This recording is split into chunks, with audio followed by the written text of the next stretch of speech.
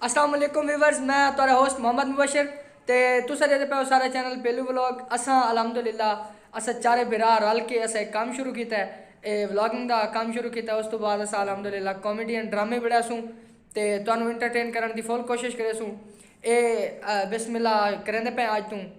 वैसे तो मेरा चैनल पहले ही चलता रही है, लेकिन मेरे नाल कुछ दोस्त अहबाब नन शिरकत करेंदे पे, उसकी वजह तो मैं चैनल बंद रखा है। और कोशिश सारी फुल हो सी इंशाअल्लाह ताला अज़्ज़ा वजल कि असा बेहतर तो बेहतर काम करे सूँ और तुहानू इंशाअल्लाह कॉमेडी नाल खूब एंटरटेन करे सूँ।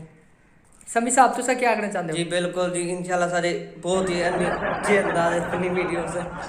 इंशाल्लाह अच्छा सारा टैलेंट होती, मेहरबानी होती तुसा लाइक करना सब्सक्राइब ना भुलाए पे।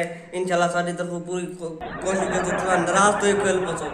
इंशाल्लाह ऐसी अच्छी वीडियो होती। जी शामू भाई, मैं मलिक शाम लोहार साहब हाँ ते हम सानू मुबशर नाल बहुत खुशी मिली इन्ना रल के ते जेड़ा के सानू इस चैनल इस इन्ना मुलतवी किया है। और सानू ये खुशी है भाई असा इन्ने वेले बंदे से चबारे सानू इस मुबशर 4 महीने तो पहले सारी मिन्नता करेंदा रही है।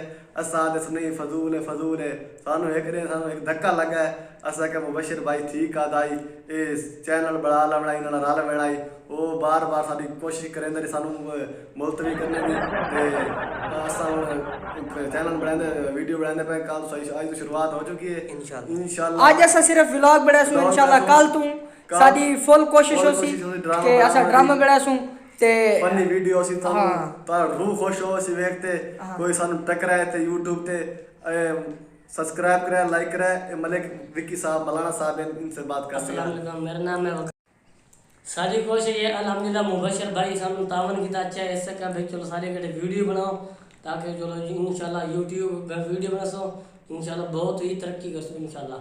ये हमारे भाई हैं नौजवान, ये गरीब भी हैं।